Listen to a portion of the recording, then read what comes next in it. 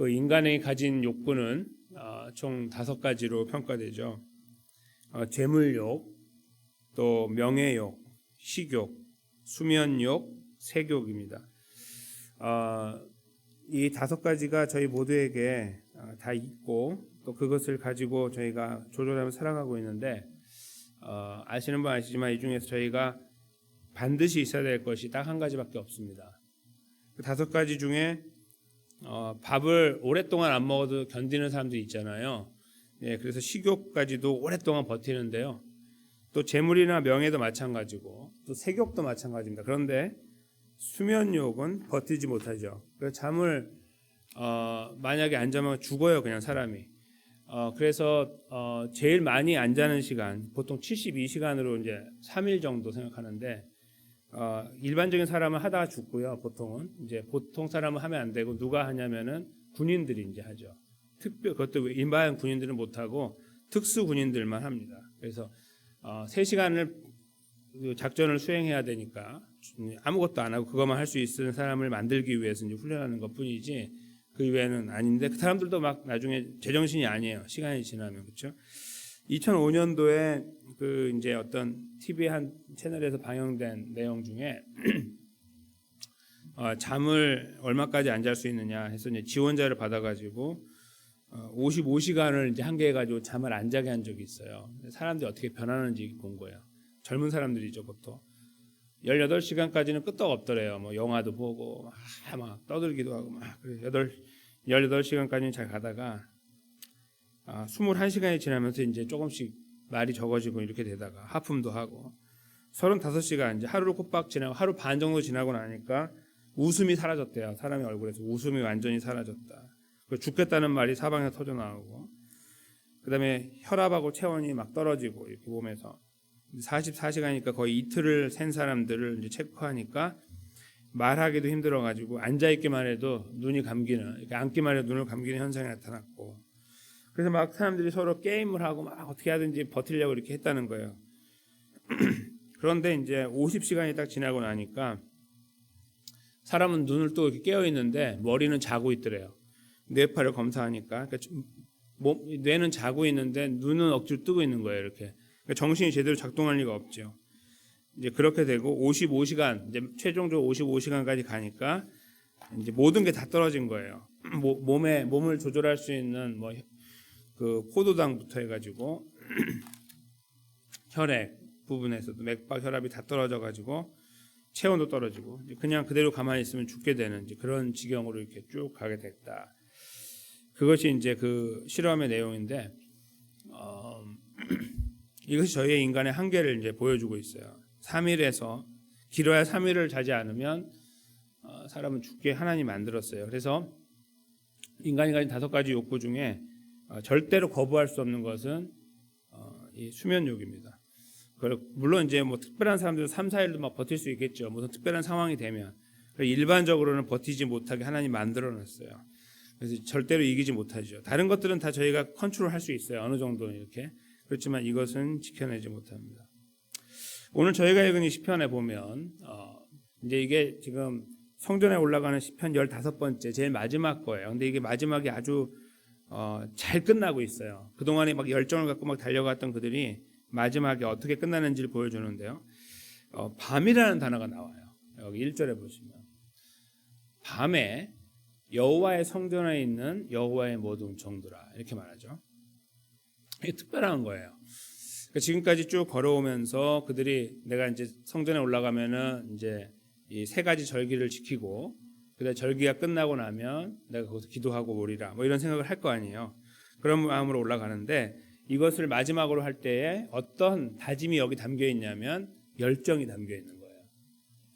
근데 밤이라는 시간은 사실은 여호와의 성전 지금처럼 불이 있고 이래서 충분히 밤 시간에 가서 성전에 있을 수 있다는 것은 지금은 이해가 되지만 당시에는 불가능한 상황이거든요. 횃불을 밝혀놓지 않는 이상은. 보편적인 사람들이 다 낮에 가서 이렇게 일 마치고 돌아오지 밤은 있지 않죠. 근데 여기서 지금 보여주고 있는 밤에 여호와의 성전에 서 있는 이것은 그 정도의 열정을 갖고 있는 사람들이라고 저희가 이해할 수 있는 것이죠. 아주 뜨겁게 주여 이것을 하나님께서 붙잡아 주셔야 되겠습니다. 이 일을 해 주셔야겠습니다. 도와주십시오, 역사해 주십시오. 이렇게 기도하는 거예요. 그런 열정을 갖고 있는 모습이 여기 밤이라는 단어에 나타나고 있어요. 왜 굳이 밤이라고 했을까? 근데 이것은 오늘날로 바꾸면 어떻게 되냐면요, 새벽이에요. 당시에는 그 새벽이 아니니까 보통 밤의 시간으로 이렇게 표현했는데, 이제 뭔가 열정적으로 막 뜨거운 마음으로 간절한 마음을 표현할 때 이제 표현했는데, 오늘날로 바꾸면 새벽이죠. 그러니까 밤이나 새벽이나 비슷한 거예요. 누구나 사람들은 자야 되니까 그 자야 되는 시간을 줄여가면서 오는 거예요. 새벽도 마찬가지고 밤도 마찬가지고. 그 왜 그러냐면 열정이 있다는 거야. 뜨거움이 있고 간절함이 있다는 것을 표현하죠. 그렇게 와서 여호와의 성전에 있을 때 여호와의 앞에서 송축한다, 예배한다 그런 말이죠. 손을 들고, 2절에 보면 그 피곤한 가운데 손을 들고 여호와 하나님을 송축하자, 예배하자, 뜨겁게 예배하자 그런 말입니다. 그랬을 때 3절에 천지를 지으신 여호와께서 시온에서 너희들에게 너에게 이제 단수나 복수나 복을 주실 것이다, 이렇게 표현하고 있죠. 즉 그 밤이라는 시간 또는 조금 바꿔가지고 새벽이라는 시간, 그때 하나님밖에 없습니다라고 달려오는 분들, 그런 분들이 하나님을 향해 손을 들고, 물론 손을 이렇게 들 수도 있고 아니면 마음만 가지고 있을 수 있으나 어떠한 경우든 관계없이 간절함, 하나님밖에 없습니다 하고 달려와서 하나님 앞에 무릎을 꿇고 은혜를 구하고 눈물을 흘리고 하소연을 하고 도움을 요청할 때에 살아계신 하나님께서 그들을 불쌍히 여기시고 또 그들의 걸음을 인도하신다는 것을 이 3절에서 표현하고 있는 거죠. 여기 아이러니하게도 여기 시온이라는 표현이 나오잖아요. 시온에서 내게 복을 주신다. 모든 교회 이름이 시온이어야 된다 그런 말이 아니죠. 시온은 그냥 하나님 계시는 상징적인 장소예요. 근데 거기에서 성전이죠. 지금 거기서 복이 주어지게 될 거다 하지만 이것은 꼭 성전에 있어야만 나아가는 복은 아니에요. 정확하게 따지면. 왜냐하면 하나님은 천지를 지으셨잖아요. 이 온 우주를 다스리는 분이기 때문에 성전에 이렇게 딱 갇혀 있는 분이 아니라 세상을 다스리는 분입니다. 우리의 일거수일투족을 보시는 분. 그러므로 저희가 잘 생각해 보면 우리가 하나님 앞에 시온에 와서 무릎을 꿇었을 때만이 아닌 하나님은 항상 변함없이 저희들을 붙잡아 주시는 분으로 역사하셨습니다.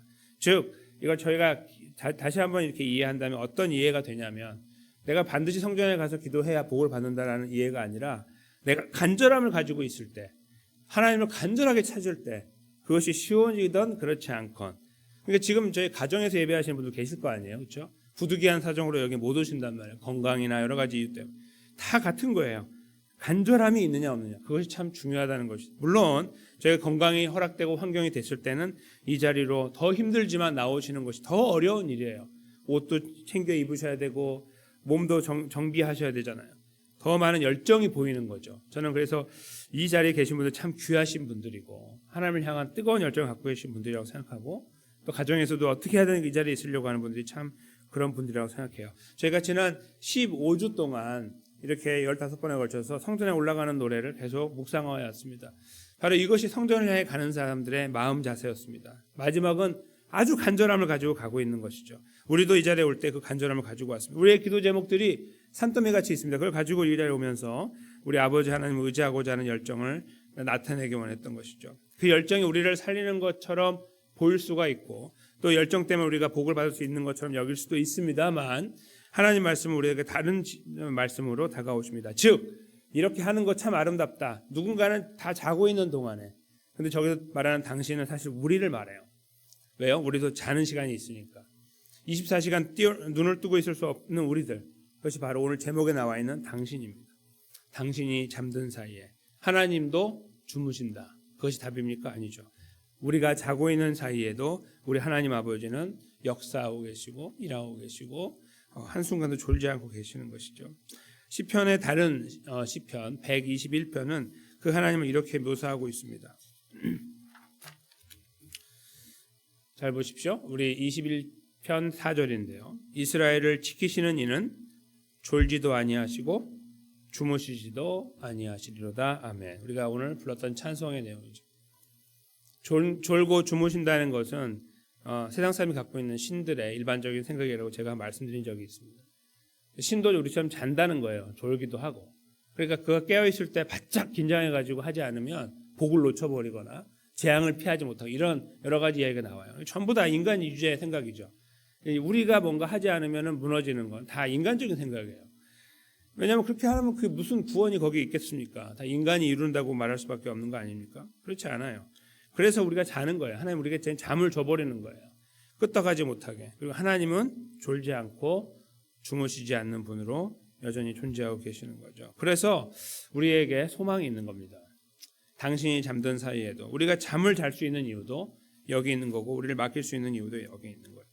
아까 말씀드린 밤이라는 시간을 저희가 표현할 때 밤에 거기 밤까지 거기 있는 거라고도 표현할 수 있는데 다른 표현을 보면 원래 원어로 보면 이거 어떤 의미가 있냐면 밤 깊은 밤에 그런 의미가 있어요. 그러니까 그 밤에 대충 갔다 오는 게 아니라 깊은 시간에 남들은 자고 있는 동안에 나는 하나님을 찾는다 그런 의미가 있는 거예요. 근데 그 자체가 하나님 귀하게 여기시고 불쌍히 여기셔서 은혜를 베푸시는 과정이기도 하지만 성경을 잘 들여다보면 우리는 반드시 자는 존재인데 시편의 다른 부분을 통해서 하나님은 그렇지 않다라고 하심으로 하여 내가 때로는 너무나 힘들어서 잠을 자는 순간에도 여전히 하나님 아버지는 나를 붙잡고 계시는 거라는 믿음을 갖게 만들어주고 있는 겁니다. 근데 이것이 다가 아닙니다. 이것을 뛰어넘어서 로마서 8장 26절에 저희가 읽을 것인데요. 이 내용은 저희들에게 더 강력한 메시지를 주고 있습니다. 우리가 기도하지 못하고 나가 떨어졌을 때라도 라는 뜻이죠. 한번 이 말씀을 읽으면서 그분이 살아계셔서 우리가 잠을 자고 있는 동안에도 무엇을 하고 계시는가, 우리가 왜 버틸 수 있는 존재가 되고 은혜를 구하는 존재가 되는가를 극명하게 드러내는 말씀입니다. 한 목소리로 이 말씀을 믿음으로 읽겠습니다. 이와 같이 성령도 우리의 연약함을 도우시나니 우리는 마땅히 기도할 바를 알지 못하나 오직 성령이 말할 수 없는 탄식으로 우리를 위하여 친히 간구하시느니라. 아멘. 바로 이것입니다. 우리가 기도하지 못하는 순간에도, 기도할 힘이 없는 순간에도, 기도하지 않고 싶은 순간에도 기도와의 관계, 하나님과 관계를 긴밀하게 가지려고 하거나 그렇지 않는 순간에도 어떠한 가정 가운데 있다 할지라도 우리의 성령 하나님께서 우리 안에서 역사하시는 그분께서 우리를 위하여 친히 간구하고 계시는 겁니다. 말할 수 없는 탄식으로 우리를 말할 수 없이 불쌍히 여기심으로 우리를 위해 기도하고 계셨습니다. 그렇게 오셨죠. 그래서 우리가 오늘까지 왔고 이 자리에 있는 것입니다. 그러므로 우리가 이 자리에 있음으로 하여 이 자리에 있는 것이 나에게 복을 주고 하나님의 은혜를 주는 것이 아니라고 하면 소용이 없네, 그런 말씀이 아니고 우리가 이렇게 귀한 은혜를 입어서 여기에 왔다는 사실이, 이 어려운 자리에 와서 무릎을 꿇고 있다는 사실이 얼마나 감사한지 모르겠다는 겁니다. 왜냐하면 우리가 그런 열정이 살아 움직이기 때문에 이 자리에 떡하니 있어서 하나님의 은혜를 구할 수 있는, 손을 들고 이렇게 구할 수 있는 존재가 된 것이 아니라 우리는 연약하고 부족하고 우리는 잠을 자야 하는 존재이고 우리는 잠시 어떤 순간이라도 하나님을 잊어버리는 존재이고 때로는 정신이 온전해도 하나님을 기억하지 못하는 존재이지만 우리 하나님 아버지께서는 우리 안에 계신 성령님을 통하여 또 그 안에 역사하시는 예수님을 통하여 말할 수 없는 탄식으로 우리를 위해 계속해서 기도하며 우리를 붙잡고 계신다는 것이죠. 그래서 우리가 지탱하는 이 삶을 지탱하고 여기에 머물고 있다는 사실입니다. 그것을 저희가 함께 기억할 수 있을 때 오늘 말씀이 감사함으로 다가옵니다.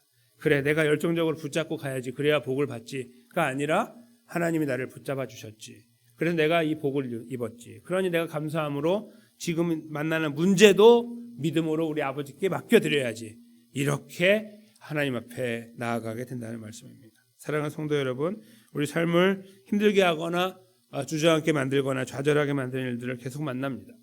상황들이 계속 펼쳐질 때마다 기쁘고 밝고 미소가 지어지는 것뿐만 아니라 힘들고 무겁고 입가에 미소가 사라지는 시간들도 지나갑니다. 우리가 이 자리에 올 때 가져왔던 그 기도의 제목들을 그대로 살려야 됩니다. 그걸 없애는 게 아니라 그 무거운 짐들을 다 살려내서 기억해내서 우리 저 위대하신 하나님, 나를 끝까지 지키시고 붙잡으신 하나님 앞에 다 알려드려야 됩니다. 하나님의 때 하나님의 방법으로 나를 붙잡으시고 내 가정을 붙잡으시고 내 직장을 붙잡으시고 내 교회를 붙잡아 주십시오. 이렇게 우리가 주님 앞에 아랠 때 우리 마음에 위로와 평안이 있을 뿐만 아니라 동시에 하나님 역사하신 실제적인 역사와 구원하심들을 우리가 오늘도 또 계속되어지는 삶의 여정 속에도 경험해 나가게 될 줄로 믿습니다. 그 자리에 저희가 오늘도 다시 한번 믿음으로 기도의 자리에 아름답게 세워지게 되시기를 예수님의 이름으로 간절히 축원합니다.